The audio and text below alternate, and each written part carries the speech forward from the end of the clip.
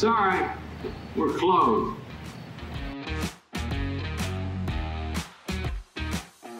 All right. Another episode. Turn the ring light on, Pat. Here we go. We got Team Lulu right now. Too bad we're not Team Lulu quarter zips. Team Lulu, black, blue top and hat. How are we not sponsored by that? I don't know. Do they know we exist? No. How sick would it If be? we're sponsored by Lulu? These are Lulu sweats as well. Lulu shorts. I don't have Lulu socks on, though. I'm not wearing Lulu sandals. Or undies. I have New Balance I don't like undies on. Lulu undies. I've never worn You them. gave me a pair for Christmas. Yes. And I did not enjoy them. Although I still wear them, but I was told it's like wearing lotion. it's not. It's not like wearing lotion. No, it has nothing to do with lotion. Anywho, we'll go right into it, Sean. I got a quote As we for you. always do. Okay. Got a quote for you, and it was an interesting quote. We're not a super serious podcast. However, sometimes we are. We talk about the Fed rate, which seems pretty ridiculous. We've dove into some topics. We have dove into some topics. This being something that I wanted to talk about, and it's a quote from Bill Burr, which is always controversial. Interesting. Bill Burr is responsible for the most unfollows I've received from a single tweet. I remember that. So people did not enjoy that tweet. However, I think the guy's hilarious. He definitely pushes the envelope, but that's what comedians are supposed to do. I love it. Here's the quote, and you've definitely seen it. It seems to be going around a lot right now. Maybe he recently said it. I'm not 100% sure, but here's the quote, and I quote, "Realize that sleeping on a futon when you're 30 is not the worst thing. You know what's worse? Sleeping in a king bed next to a wife you're not really in love with, but for some reason you married and you got a couple of kids and you got a job you hate. You'll be laying there fantasizing about sleeping on a futon. There's no risk when you go after a dream. There's tremendous amount of risk when playing it safe." Damn, Bill Burr dropping bombs. And you know what? It's always you get these quotes, and you're like, okay, another motivational really quote. think. But the quote, the part of the quote, which I'm gonna reiterate here, that I thought was so interesting, is you'll be laying there fantasizing about sleeping on a futon, and it's like you talk about people who reminisce about the old days. Yep. You know, when we had guys over here that sleep on the couch, or we do have a futon. Yep. And Phil still waiting. And you have those thoughts in your head where now you're married, you have kids or whatever, and, you're down the line, you're at 40 years old, and you're like, oh man, I miss those days. And you're always going to miss them. It's now you add the fact of you played it safe. Do you really enjoy your life? Yep. Do you not really enjoy your life? And then you think about chasing your dream, and people think about the financial risk and all that. But if you're talking the way Bill Burr talks here, I mean, there is a tremendous amount of risk of hating your life by playing it safe. I mean, it's the age old dilemma. I mean, that's basically how I make a living now, is showing people the difference, like which path do you decide. I mean, humans are humans. They're not going to 99% of humans will always pick the path of least resistance, the one that's least scary, the one that gives you the dopamine release in the next 10 minutes, as opposed to the one that gives you the eternal flow of dopamine and pleasure over the next 30 years of your life. We're always looking right in front of us, and that's just the way that it works. I mean, it's a sad reality, but it's the reality nonetheless. And one of the things I always tell people is that nobody else is going to try. 99% of the world is not going to try to achieve their dreams. If you try a little bit, that's what I literally always say. That's how I got to the NBA as a strength coach. For those of you who don't know, I graduated with a degree in journalism from college, nothing even close to exercise science. In 4 years, I was an NBA strength coach. That simply shouldn't happen. If I was an exercise science degree and it took me longer, I would be embarrassed, because here comes this guy out of nowhere. I knew nothing. I knew literally nothing. And in 4 years, I made it to the NBA. And it wasn't because, I mean, you remember, I would go to the courses and stuff like that. I went to more than others, but I wasn't like, we went out plenty of times, during that run. And it is literally only because I did more than everyone else. It wasn't that I was, just like going a bat out of hell about it, but nobody else tries. So the window's always open. The thing that I talk about with that type of stuff is it's almost, and you know me, I'm the network guy. I give two fucks really, and I don't give two fucks. You need to know things, but like going to those courses, yeah, you learn things, but you're also now surrounded by people that are just trying a little bit more than everyone else is. You're 100% and those are the people that are going to be successful. Now you know those people, and those people respect you because you're there. And every seminar I went to, you'd see the same people. Exactly. So those, and you get into that network. It's all about the room you're sitting in or the table you're sitting at.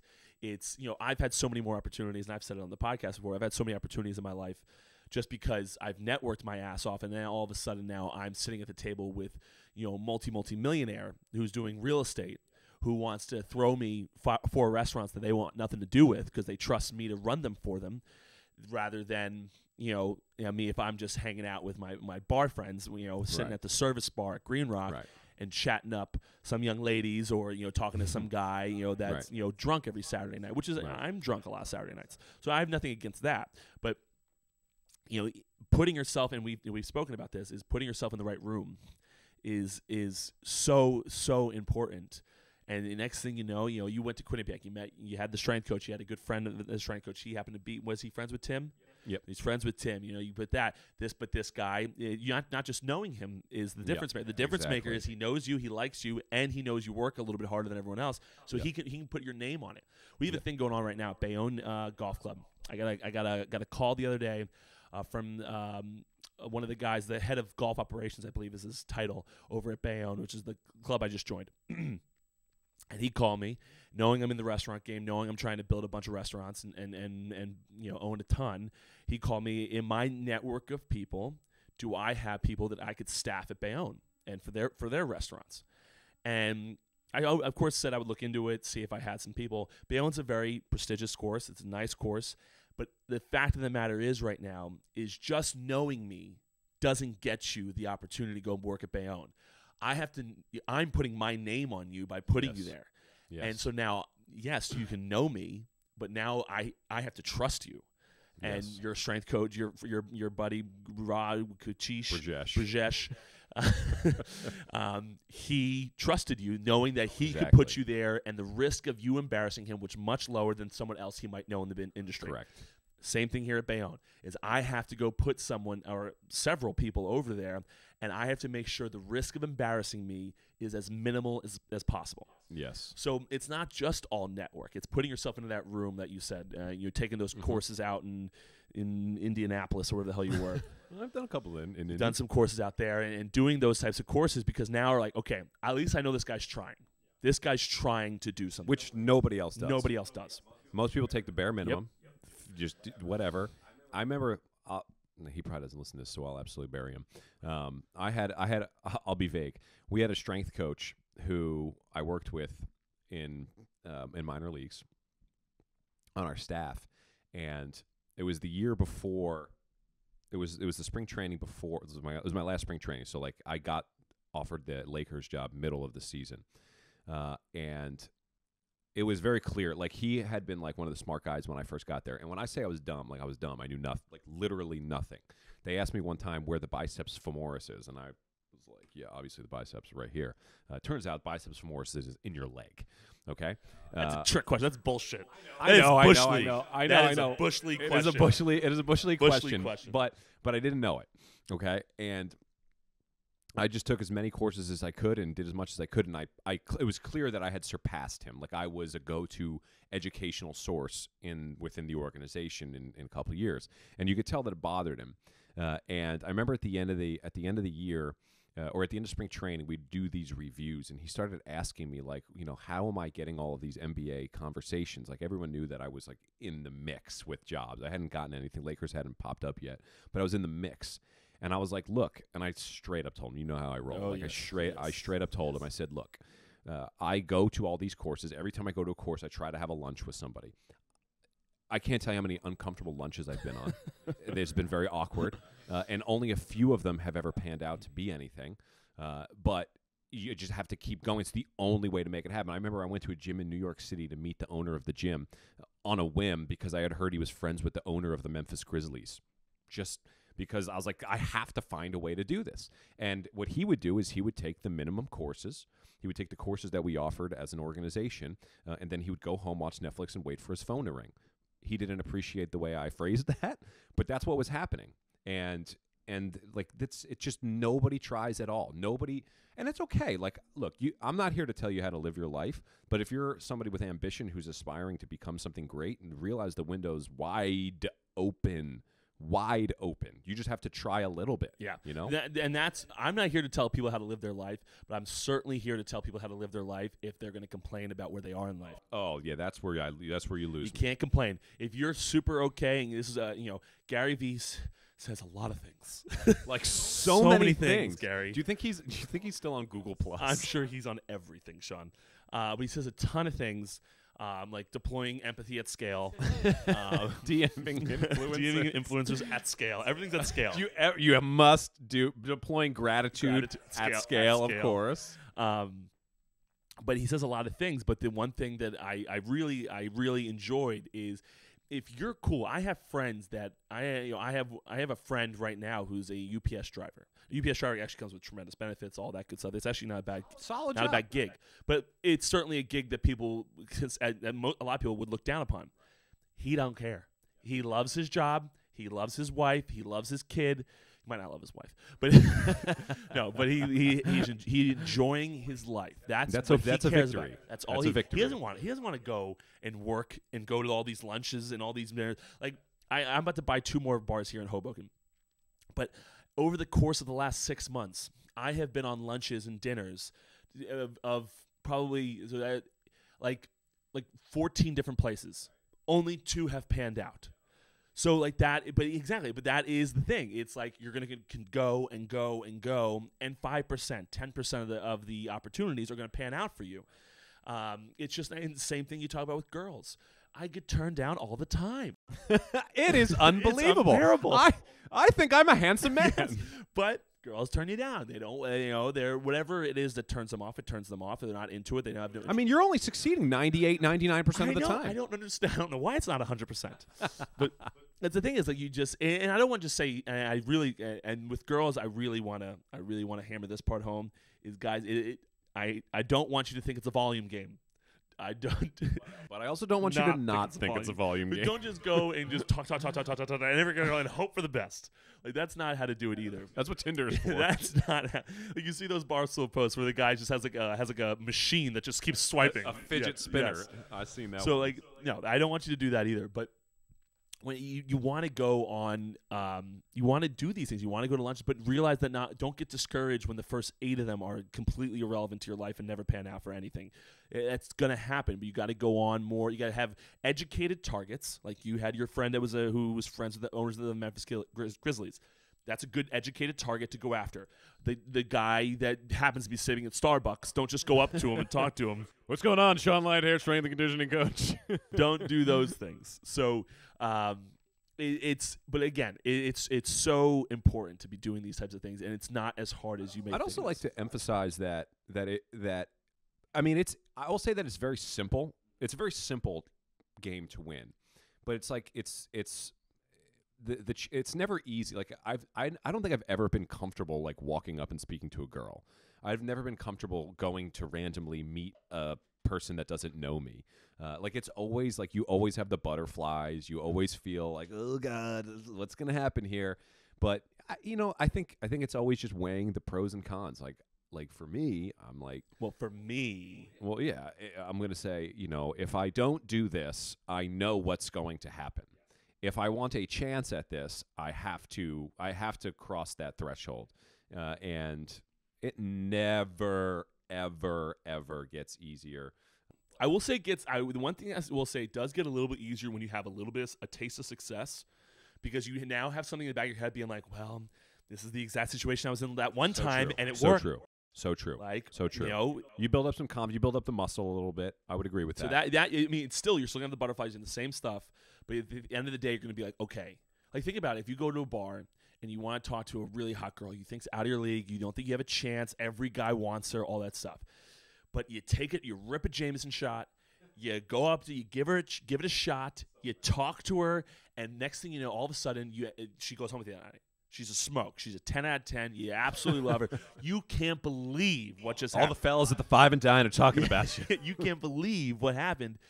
The next time you're in that situation, say things don't pan out, next time you're in a situation, you see another 10 that you're so into, you will now be like, okay. Okay, so I'd actually like to lend a little advice to the folks out there who are actually aspirational and are sitting over there saying, I want to figure this out. I just don't know how to make it happen. Now, Tony Robbins calls that the tyranny of how, where it's like, look, I have these dreams. I have these visions. I want to do something. I don't want to just sit on my ass and be an ordinary person, but I just don't know how to do it. I'm more than willing to do the work. I just don't know how to do it. So what I'd like to do is give you a little insight into the inner workings of the brain and how this works. So the outermost surface of the brain is called the neocortex.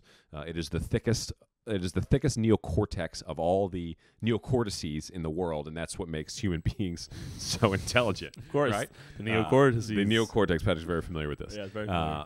But so this is how we make our decisions. This is through this layer, and the way that the neocortex works is it works off of memory and sequence. So let's say somebody walks into this room right now with a machine gun. That input's going to go up into my neocortex, and it's going to decide that it's danger, and then something is going to have a reaction off of that. The same thing would happen if somebody walked in here with a fresh apple pie. It's going to go up into my brain, that input, and then maybe my mouth will start watering, I'll get hungry or something like that. It has a different reaction. So the reason I say that is because if you don't know how to do it, and you've probably heard people say, just start, just do anything. And the reason that actually works is because your brain, your neocortex works off of sequence. So when you do one thing, the actions are in your brain acts sequentially. So that one thought, that one action leads your brain to go to the next thing, to the next thing, to the next thing, and the next thing, and then you have momentum, and then you're going, and then things are actually happening. But when you are, stuck in that tyranny of how, you're not letting the brain do what the brain does to get you to that finish line. So when you just literally do anything, like literally anything at all in this, that you think might be in the direction of your goal, the brain takes the next step and keeps going, and then you just continue to roll down that path, and things happen.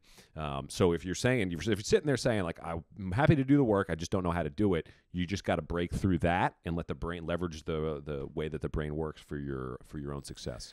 Interesting you say that, because I thought it was so interesting. We once had, when I was playing for the Seattle Mariners, and by playing for the Seattle Mariners, I mean in minor league spring training with the Seattle Mariners. When I was in minor league spring training for the Seattle Mariners, not even remotely even thought of to play for the Major League Baseball team, but I was in the minor leagues, and we had a former SEAL Team 6 commander come speak to us. Now, he was very obviously a drunk at this point. Really? I don't think he was drunk, but he was a drunk. Oh, okay. Yes. Okay. He came, had a cigar in his mouth, came to talk to us, owned a bar. But former SEAL Team 6 commander. And he spoke about how he led his troops in SEAL Team 6, the best SEAL team there is out there. And they go on the most ridiculous of missions. And he's leading these people. So I think it grabbed everyone's attention as to how the hell is this guy doing this? How is this guy going? He wasn't leading the troops that killed Osama, but that is SEAL Team 6. So yes. He was leading them before that mission.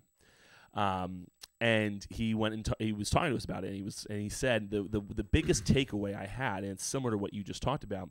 The biggest takeaway I had was, he said that I wasn't the best shooter, I wasn't the smartest guy out there, I wasn't any of that on the team. I wasn't the best at probably anything besides one thing.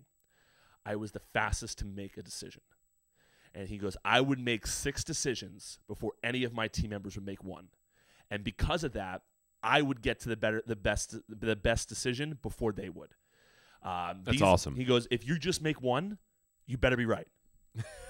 He goes, if you're going to make 6 in the time it takes someone else to make one, you have 5 more chances to have the right decision before anyone else has the right one. So true. He goes, and that's how I would do things. I would just go out there, and there was no hesitation.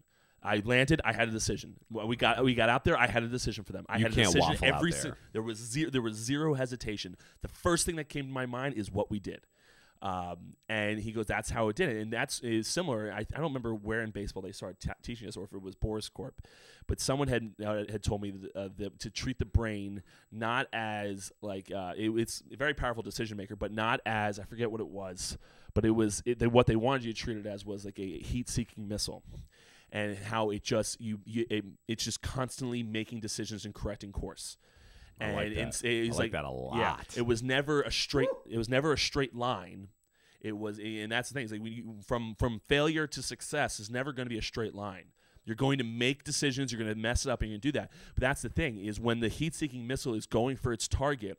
The target's oftentimes moving, and it's going this way. Nope, got to correct course. Going this way. Nope, got to correct course. Nope, right. got to. And it's always correcting courses until finally it's successful and it blows up wherever the hell it's blowing up. And I've always wanted to do those, and went off of that. Is you just make the damn decision and move on. We'll talk about it later. And I do that with my managers now at the different places that we own. Is when you're in the middle of the night, I'm not going to micromanage you. I'm not going to look at the cameras and say, "Hey, listen, bud. Why are so many people in line and not in the bar?" I'm not going to do that. I'm not there. We're going to make a bunch of decisions, make them, and if I think you've made something wrong, we'll talk about it the next day. But it's people just sit there and they get what was it? It's paralysis by analysis. Yes, just don't freaking do that. You're welcome, Mom, for not cursing, because you always yell at me for cursing, and I was about to drop the F-bomb. But that null and voids the other ones that we've dropped today. Yes. Have I dropped F-bombs today? Yeah, I think like within the first 30 seconds. Okay. Sorry, Mom. But that is it's what you have to do. You have to just continue to make decisions, and you're going to make wrong ones, and eventually get to the right one. I'm thinking about the people who tuned into this podcast today, to hear our take on the collective bargaining agreement, the negotiations, and they're now ready to run through a freaking brick wall. I don't care anything. The collective bargaining agreement is such a yeah, whatever. Who cares? Yeah, I mean, it is. I hate people. You know what? I think I ranted about this last time, so I won't go into a huge rant, 'cause I'm almost sure I did rant about this. It's the fans that say. Actually, we had a mutual friend, put it up on one of the social media apps. Just in case they listen, I'm not going to say anything. Not going to say the name.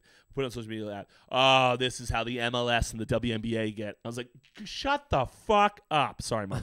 The WNBA is not getting bigger. The MLS might be getting. I don't know how the MLS is working. If they actually are growing, I don't know. I think they are. Okay, actually. I don't know that, so I can't say it. But those two, once baseball's back, all you assholes are going to be back watching the damn baseball games. Oh yeah. So. It's just so nauseous. Oh, where is me? These people are millionaires versus billionaires. Cry me a freaking river. No, continue. To the women's basketball community, they got fined. This I found this really interesting. Asshole. Now this is an organization and their players, and just, women's sports in general. They're always arguing about the fair wage, just general treatment. They got fined $500,000 for treating them too well. Oh, let's dive into that. I read the article. I don't remember everything. I'm going to Google it while you're talking. Okay, they took some chartered jets. They the owners chartered them a couple jets. I think there was something with like a Napa Valley wine trip or something. And they got fined $500,000 because it exceeded what they were allowed to give them within the collective bargaining agreement, which was negotiated between the players and the owners. Yeah, so it immediately comes up. The New York Liberty were fined $500,000 for chartering flights to away games during the second half of the WNBA season, and for other violations of league rules, including an unsanctioned trip to Napa, California. Are you telling me that Rebecca Lobo is flying commercial to their games? Oh, that sucks. I didn't think they were doing that. Yeah, so last year in the WNBA finals, I might have this wrong, but so it's essentially they're talking about fair play though. That people are going to want to play for the New York Liberty. You can't do more because people are going to want to play for the New York Liberty other than others because you're a bigger market team and you're willing to spend more. Okay, I didn't see that. That actually makes a lot of sense. Makes a lot of sense. However, this goes into the WNBA again, and how you gotta be better. WNBA collective bargaining agreement. WNBA Players Association, strap up like the Major League Baseball players are strapping up right now, miss games, and fight for more pay. You put something, you allow the owners to put something in there where the teams get fined for treating you too well. Yeah. So what did you give up? What did you get to give up for that? Yeah, that's wrong. You can't. You got to be fighting. I mean, it's the same thing that's happening in Major League Baseball right now. Is a lot of people said you only need like 8 teams to veto something, and they're like, if a lot of people talk about like if the Yankees and Red Sox, were the only ones at the table right now. Those are the 2 owners, and the only ones that had say, would the deal already be done? Because they don't really care about a lot of the fines. They're going to try to win ball games. But are the Pirates and the Marlins vetoing these rules because they don't want this nonsense? They don't have to do these types of things. They don't want to. Well, it's they don't huge need disparity. They don't need a salary floor. So, and so that there's the Pirates are all set with a salary floor. Yeah. So I think it's interesting to see that. But when you have a union or an association, yeah, fight for it. I want you to fight for it. I want you to blast the owners and blast the WNBA for not paying you more. Yeah. I'm okay with all that stuff, but you got to go do it when push comes to shove and you're at the negotiation table. You got to push for it. That'd be interesting. Miss games. If you give in and you say okay, you said okay. It would be interesting to see a WNBA lockout. There'd be a lot of layers there. Yeah, and it's also much more threatening to the game than it is for an MLB lockout. Yes. People are coming to watch baseball. Yes. WNBA, you start losing fans. You need, as a growth sport. How many owners would be like, okay, sure. But like, if you're a growth sport like the MLS or the WNBA in the United States, you can't lock out like the NFL can or the MLB can or the NBA can. Yeah. You got to go play. Yeah. So I understand you're kind of handcuffed, but that's the position you're in. This is business. That's interesting. So that's again, not to talk too much about the MLB labor negotiations, but I don't care that they're locking people out. I don't care. Like, yeah, the players should be fighting. The players are doing exactly what they should be doing right now. And it's listening to Scott Boras. The unofficial MLBPA chief. Go fight for what you want. If you get locked out of games, you get locked out of games. Like the owners are gonna feel it too. Bro, my guy Scott Boras is a legend, an absolute legend. But you go fight for it. I don't because I don't want you to agree to something and then complain about it later. You agreed to it. Yeah. If you agree to it, regardless of how you feel about it, you're done. Sorry. You agreed to it. Sorry, pal. This is the deal, and the owners are pushing their luck because they have plenty of money to go do so. Yeah. And go fight for it. Make them hurt their pockets too. Yeah. So I'm not everyone's all like, oh, we're gonna miss games. Wah. I don't care. I don't care. Shut up. Yeah, like I don't. Guess you'll just have to tune into the Sorry We're Closed podcast. Guess so. Boom. Here we are. Phil Mickelson. Boom sauce. Get on. And you and Putin. Speaking of Putin, by the way, that was my other topic. Speaking of Putin, that was actually my other topic today. Okay. And talk about a tough clip, a tough one, and we've talked about on the couch already. Mm-hmm. Putin not banned from Twitter. Oh, I mean, how do you this is the problem. This is what I want to talk to people about. This is what I want people to understand that are I don't know if anyone's defended them banning Trump and not banning Putin. I don't know. Somebody's definitely offended by that. I'm sure. No, I'm not that we're saying defending it. Oh, defending like no, Trump should have been banned. Putin can't. You really hard to defend Putin. So that's the thing, and this is what I wanted. This is my point. I want to get this out clearly. My point on all this is that once you do your ban. You banned Trump. Mm-hmm. He was divisive, et cetera, whatever you want to say about why you banned him. You have now set a precedent. Yes. And now when a president of another country is ordering missile strikes on civilians, that's past what President Trump's makes some hurtful comments. Right. Sorry. How is that grounds for dismissal? And killing Ukraine just came out with their latest civilian count was over 2,000 civilians have died. Right. How you just got a person killed 2,000 people by ordering these missile strikes? How is he still allowed on Twitter? You can't.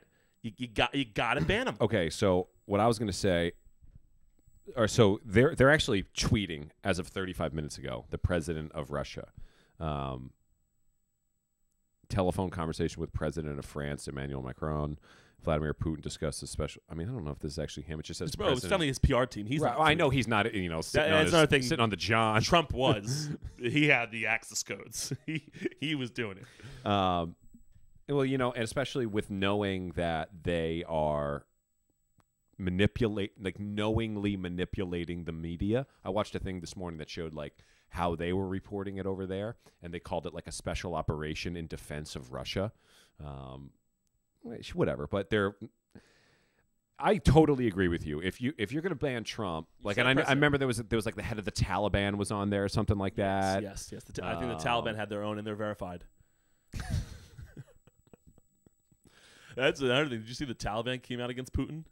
Wow. Yeah, and people were like, okay, if the Taliban is saying you're doing too much, you're doing too much. Well, I think the Taliban is first, I totally agree. But the Taliban is also, I believe, trying to be recognized as a legitimate operation in the world. Yes. Despite the I didn't realize the Taliban wasn't just like, I thought they terrorists. Yeah, I thought they were terrorists. They're not. I don't want to misspeak here and say they're not terrorists. And if they might be, I don't really know. I just know that they're trying were to be like a legit government. They're a government. Yeah, they were a government organization that I guess treated people poorly. I just think they have. I don't know that the Taliban's actually the terrorists. I just think that they were originally running Afghanistan with Osama, and Osama was allowed under their regime. Yeah, but I'm just probably definitely giving misinformation on this podcast. Like if I was Joe Rogan, we're getting banned from Twitter. Yeah, if I was Joe Rogan right now, people are already up in arms. Luckily, only not too many people listen to this. Yeah, not until Putin's sitting on the futon over here. Oh, I know. Yeah, so I'm gonna stop talking about that because I don't know what the hell I'm talking about. But I just, if you set the precedent, yeah, I agree. He's got to go. You got to do it. You just got to do it. You can't sit there and be all oh, we're so good of a company because we banned President Trump. Mm-hmm. And then you're this guy's killing thousands of innocent Ukrainians, and you guys, well, listen, what do you want me to do? What do you want me to do? He's not being offensive. Yeah, it's just ridiculous, and that's why I'm not going to stop using Twitter. I'm not one of those people. Yeah. Like, I'm going to tweet. You're not right going to after, go to that. I might tweet during this podcast. I don't know, but I just think you're when you set these types of precedents, and it goes just down the line in businesses like ours, small businesses, where I won't do something because I'm setting a precedent. Now, you can't set the precedent. You better follow that damn precedent then, because you have to. You've done it now. Yeah. So, hey, I don't know. That's my slippery slope Twitter Putin rant. I think I like I said, I'm totally on your page there. I think it's bad. Let me ask you this. Let me ask you. As I started that statement, I was like, "This is unnecessary." Headline: Sean thinks it's bad. Local businessman. Do you think the Ukrainian president is like low key hyped that he's getting so many followers on Instagram? I followed him like a couple days ago. He's getting 2 million in the last couple days. Is he like? He posted a story this morning. Here it is. Here's what it is. He's low key hyped if there isn't really a chance of him dying. Oh, he's definitely potentially going to die. So that's the thing is like how we've seen the Instagram posts of him like he's got a vest on. Yeah. But like how legit? I don't think he's on the front line. No. I think he's in Kyiv. And I'm sure there's plenty of people that are protecting him. Definitely. So like I'm not saying the guy's an absolute G. The guy's saying Straight he's fighting G. with his country, Straight and G. regardless if he's on the last line or if he's on the front line, yeah, I respect the hell out of the man. I just when the risk of death is there, I just don't know how much you care about Instagram followers. You don't think he's like waking up, like rolling over, like checking his Instagram? He's like, oh shit. He might be rolling over to grab his gun because he hears missiles. Like, do you think he's still sleeping in like a nice bed, or is he like bunkered down somewhere? Probably bunkered down somewhere. Because you're getting bunkered missiles. down or hunkered down. I think it's hunkered. But for this instance, it feels like it should be bunkered because you're in a bunker. Mm-hmm. Do you see the Russian are using this like vacuum bomb? No, what does it do? It like I don't totally understand it, but apparently it's they call it like the poor man's nuke, where it like sucks the air out of an environment, and then they like. I might be mistaken on this, but somehow they like light that environment up with the vacuum of no air, and it like vaporizes anything within like a lot of doesn't space. Seem like the poor man's nuke. It seems like a great nuke. But it's just not like instead of like I think it. Okay, I really don't know, but it's like a tank. Misinformation. I know, Sorry, I know. But again. I read one article, but it's a tank, and it's like. So it's not like dropping out of the sky, and I don't think it like vaporizes like 3 miles of shit. I think it's just like 2,500 meters or something like that. But they're saying like, you really shouldn't be using this thing. Here's the question that I wanted to bring up was, let's hear it. If this was happening on our home front, and it was all call to arms, are you fighting?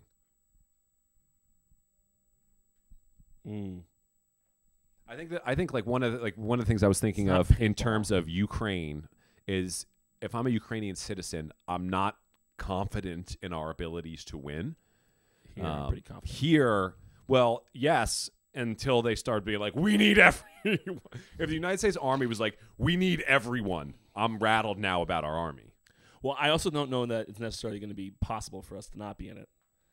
Because they'll do the draft again. And well, I'm above. No, I think you're above too. No, not. It's like 45. That's not true. I can't be look it up right now. Okay, I've already selective service. I'm not out of the picture yet? You're not out of the picture, my friend. Look at you. I know. I understand. Right. No, you're not. Look at some of my friends. They have lost their will to be healthy. I thought it was like 18 to 25.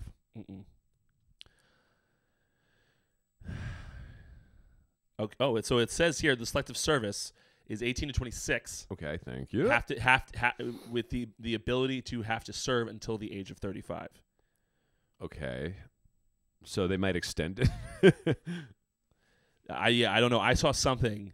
People were I bet you a lot of people were. So here's the other thing. On September 16, 1940, the United States instituted a Selective Training and Service Act of 1940, which required all men between the ages of 21 and 45 to register for the draft. Which is crazy, by the way. Imagine getting drafted into the army. Ukrainians did anyone up to 60. I know. That's when you really need people. Oh man, when I saw a TikTok of some guy from Britain and his buddies, we drove to Ukraine, and they were like, "Hey, I want to join the military." And they're like, okay, this is what you got to do, and they put them through it, and now they're going to be fighting. I mean, that's the thing is I just don't think that here I would be more confident in our abilities to win, and I think I would be much more interested in, much more willing to do it here, because I guess maybe go to Canada or Spain or something. Yeah, I don't know. I think the odds of you really dying are probably slim. Here. Yeah, well, Ukraine, you might have Ukraine. Ukraine. I mean, you're talking about millions of people in Ukraine, and 2,000 people have died. So, statistically speaking, it's still rare for you to die. So, first of all, I'd like to know where you want to send me before I want to do this. It depends where. Are we going to one of the nice areas? Am I guarding this bridge, or am I going to be that guy?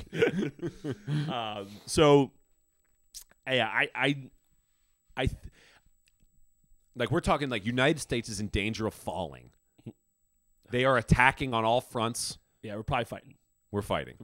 I mean, who? I don't want China taking this. Do you know who I don't want fighting with us? Is Opie. Oh my God, no. He would run to the top of the building and start jumping. Well, here's the thing with Brian is in his way of playing, and we can talk about this and talk about Fortnite, guys. This is our Fortnite partner. He's killing himself.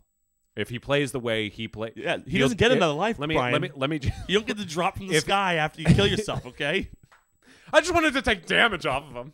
If he's playing the way he does in Fortnite, that means that he is going to take a bazooka, put it on his shoulder, okay, run to the top of a mountain, and jump up and down, spraying his gun everywhere so that the Russians see him. Yeah, so you know where they are. And then when they find him and they shoot an ill-advised sniper shot at him and miss, he's running directly at them. Well, here's the thing that also Brian probably doesn't understand is there's nothing on your screen letting you know where the gunshot came from. And you can't hide in a bush in this war. Oh my goodness! Yeah, no, I wouldn't want Opie on our side. Brian's hiding in a closet if Opie's one of those guys you send to the Russians so they have him on their side. Yeah, take this guy. He's a virus from within. No, he's really good. He's really good. But he might be really valuable though. If he can go in there and really start annoying some people. Which is automatically like, who the hell is this guy? I told Brian a quote yesterday. I think we were all playing, and I told him yesterday that he is sometimes my favorite person to be around, and other times being by far, hands down, the last person I want to see. Yeah, that's very true. I don't know how he has that part of him in him, but it's just B-Rye being B-Rye. B-Rye being B-Rye. But I think I would fight. I think I agree. I would too. I don't want to be a draft dodger. What would position in the army would you like to take? Which branch? General. You want to be general? Send other people out. You make quick decisions. Well, the one thing is we are probably actually it's hard to say But the thing is, we are elevated because we're college educated. I didn't realize that people that go to West Point are like training to be leaders. Oh yeah. Yeah, oh, they're not like people that join the army at 18. You like immediately are like a first officer or something like that. Yes. So I do believe that we might be in a leadership capacity, in a leadership position. I mean, let's be serious, okay? When we get drafted into the Army, we're immediately colonels, sergeants. Yes, I got awarded the Purple Heart before even joining. Patrick is running the military bar. I'm giving motivational speeches. Very valuable. But yeah, you look at people that were draft dodgers. And I was like, I totally get it, but like, like people do not look at you in a good light. But you're alive. What's draft dodger? Well, I don't know what that is. When the draft happens, you can apply for not being drafted based off of certain ailments. Oh, like my tootsies yeah, hurt. like I'd say, my left knee doesn't work, and now they don't want some guy with a gimp going out there, so they take you back. You get to be in the Navy, sir. I'm pretty sure they said this about Trump. That he's a draft dodger. But there are certain things that you can that makes sense. Yeah, they let you go because we don't want you. You're more of a problem than you are benefit to us. Right. I don't think I would ever want to be classified as that. Our group chat would be insane if we were in actual war. Oh my goodness, we'd all be together. Oh, I'll be with you. Yes. I do not. I do. I want to be a Merc. He's keeping his distance, but he can't build. There was a quote of have you ever seen the video of Ninja? He gets in a battle. I believe it's in one of the lakes. Okay. And they for some reason didn't let him build, and he's freaking out about why can't I build? Why can't I build? And the person put the like a POV of like 18 to 23-year-olds that get drafted into the World War III. And people were like, I don't understand why I can't build. Yeah, man, that would be wild. I would like to be a sniper, but there's like serious math that goes into sniping. Yes. Apparently sniper school is like the hardest thing. Yeah, taking the wind into consideration, all this type of stuff. It's crazy stuff. I mean, I'd be really good at it. You'd be tremendous. You'd be tremendous. Yeah, I'm really good. Like your Frosty the Snowman character in Fortnite. Excellent sniper. Yes, excellent sniper. But we only have 17 days left of Frosty the Snowman. Then we go to the Easter Bunny. I'd want to be in the Air Force. Neither do I. No, I said I would want to be in the Air Force, but I'm too tall to be a pilot. So that means I'm too tall. That is great. How about that math? Sniper math right there. Yeah. This podcast is deteriorating. Yes. Listen. You heard it here first. Me and Sean are not draft dodgers. Not draft dodgers. We're in, but fighters. we'd like to be in the back. We don't want to be in the front. We want to be leaders. We want to be leaders. In the tent, yes. And we call send the out, shots. and then they come back and they tell us how they did. Ooh, that sounds tough. that sounds good. Like it wasn't excellent. Well, guys, there's some chili in the crock pot. Yeah, we got get a nice hot meal in you and recharge for tomorrow. We got a doozy tomorrow. I got a pedicure at 9. we got a doozy tomorrow coming in tomorrow. Look at all those Russians. Wait till you see where you're going. Oh, wouldn't want to be you guys, but again, we got some chili. Positive thoughts. Yes. Want to manifest our destiny here. Yes, manifest. It's gonna be outnumbered like 30-1. It's gonna be terrible. I hope there's no Ukrainians listening to this. They're like, this is real, man. Seriously, we're not gonna touch on that. But great podcast, Sean. I really actually want to know if people from Ukraine are listening to this. I know people from Ukraine have definitely listened to my podcast. I can tell you right now. I can bring it right up. I mean, they're not going to say. They're going to show you like all-time views, all-time listens. That's fine. We can look. Let's see here. Okay. United States, Canada, Italy, Germany, Australia, United Kingdom, Ireland, Singapore, Mexico, Afghanistan, Puerto Rico, Ecuador, New Zealand, Argentina, Netherlands, Israel, Denmark, Finland, Kuwait, Brazil, Costa Rica, Japan, Romania, Taiwan, France, Austria, Panama, Russia. You. Boo. Boo. Boo. Someone's out there like, come on, man. And the Russian citizens seem to be good people. I thought they were muting the media. We're allowed in Russia?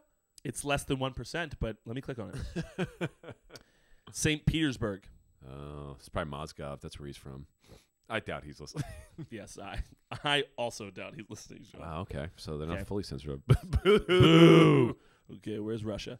Vietnam, South Korea, Czech Republic, Morocco, Venezuela, Iraq, Dominican Republic, Greece, Aruba, Armenia, Spain, Norway, Chile, and Hong Kong. No Ukraine. No Ukraine.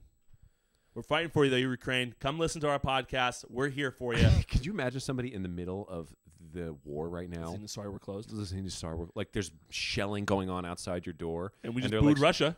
Yeah, we did our part. Yeah, hide. Hide. Okay, we got to stop. We gotta stop. We got to stop. Great podcast, Sean. Phenomenal podcast. Well... Phenomenal podcast. We got to cut some stuff.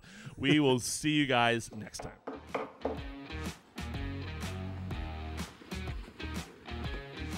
Sorry, we're closed.